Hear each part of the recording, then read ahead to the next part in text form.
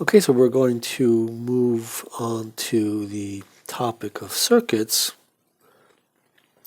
So we'll do first simple resistive circuits where we have resistances, different resistors with resistance R. Then we'll move away from circuits with resistance, and we'll have circuits with inductors and capacitors, combinations where we introduce resistance with a capacitor, RC circuits, resistance with an inductor, RL circuits, and then RLC circuits. And so it's sort of a slow path towards incorporating all of these elements. So our first circuit is a simple circuit that looks like this. So here is a resistance, usually indicated like that, and here's another resistance, different part of the circuit. We could say this has resistance R1, and this has resistance R2.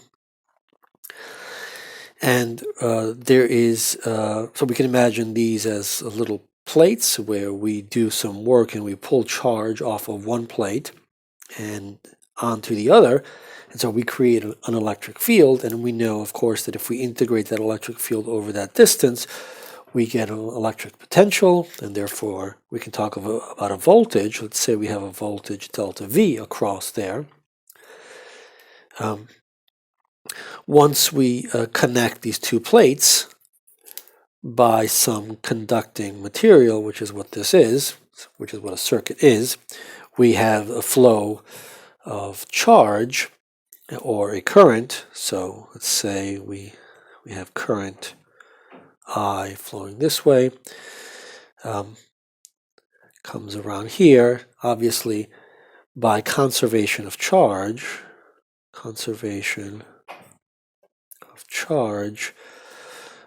we can say that, well, let's say going through here, we have I1, and here we have I2. We can say that I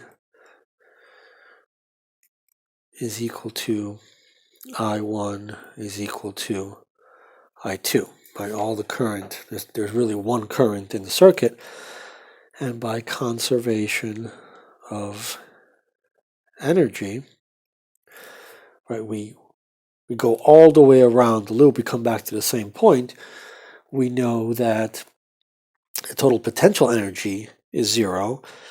The total voltage difference, therefore, must be zero because they're related to each other. Or another way of thinking about this is the work around the closed loop is also zero. Right? So another way of thinking about this is that when we have no time dependence, right, we integrate the electric field around the closed loop. Right, so we have some charged particles here that create an electric field, and we integrate it around the closed loop, meaning, say, from here all the way around the loop, all the way around the circuit, rather, back to here. This has to be equal to zero if there's no time dependence. And so another way of saying that is that delta V, conservation of energy, delta V is equal to zero all the way around the circuit.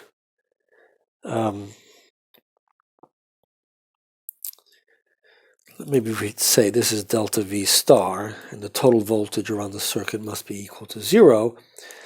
And so another way of thinking about this is that there's some voltage across here and some voltage across here, right? That's just up to a minus sign equal to the integral of the electric field from here to here and from here to here. And so we can say something like delta V star, the voltage across here is equal to the voltage across here and across here,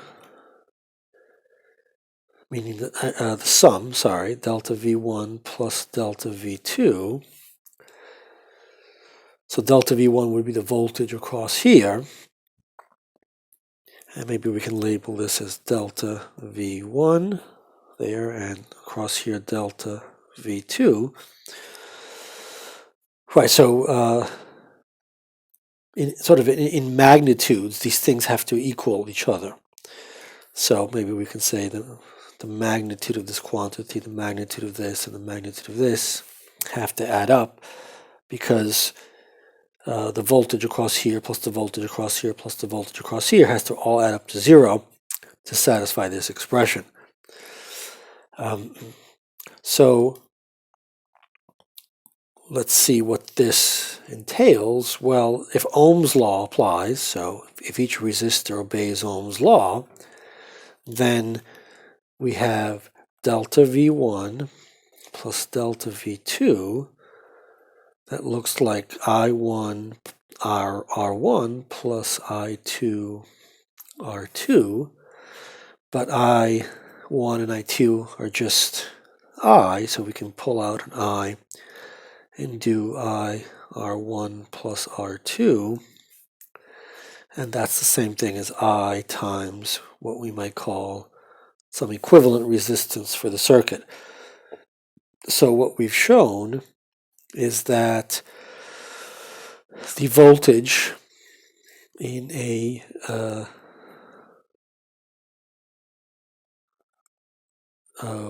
resistive circuit such that the resistors are in series leads to this relationship. There's an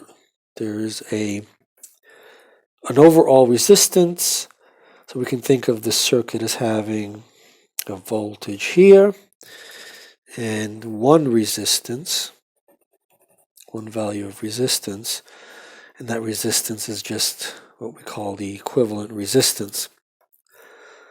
And this is what we've shown, how to add resistors when they're in series, meaning there's only one path for the current. The current does not break up. And the next thing we'll do is to see what happens when the